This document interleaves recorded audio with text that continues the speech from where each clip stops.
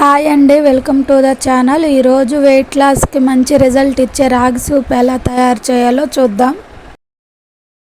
ఇలా చేయండి, సింపుల్గా చేసుకోవచ్చు. క్యారెట్, బీట్రూటు, వెల్లుల్లిపాయ, ఉల్లిగడ్డ, పచ్చిమిరపకాయలు, క్యాప్సికమ్ వీటన్నిటిని సన్నగా తరుముకొని పక్కన పెట్టుకోవాలి. తర్వాతకి కళాయి పెట్టేసి ఒక స్పూన్ బటర్ వేసి కొంచెం వేడయ్యాక ఫస్ట్ వెల్లుల్లిపాయ వేయాలి. సన్నగా తరుముకున్న వెల్లుల్లిపాయ వేసి కొంచెం మగ్గనిచ్చాక క్యారెట్ కూడా వేసి కొంచెం మగ్గనివ్వాలి.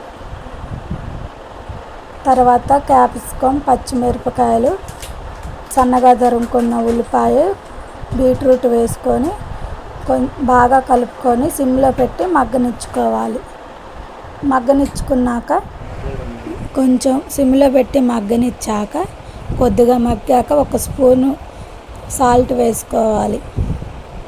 సాల్ట్ వేసుకొని కొంచెంసేపు మగ్గనివ్వాలి. కొంచెంసేపు మగ్గాక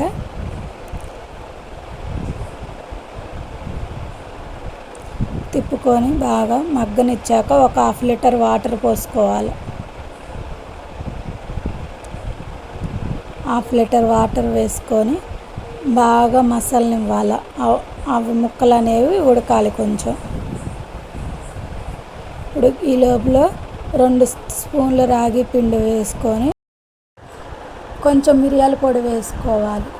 ఈ ఉండలు లేకుండా కలుపుకున్న రాగి పిండిని అందులో వేసుకొని కలుపుకోవాలి. కొంచెం చిక్కపడ్డదాకా ఉంచుకొని మొత్తం బాగా కొంచెం మసలాలన్నమాట.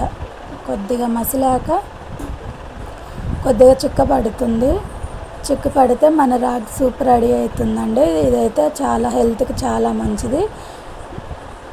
టేస్టీ కూడా బాగుంటుంది. సూపర్ టేస్ట్గా ఉంటుంది. మీరు కూడా ఎలా వచ్చిందో ట్రై చేయండి.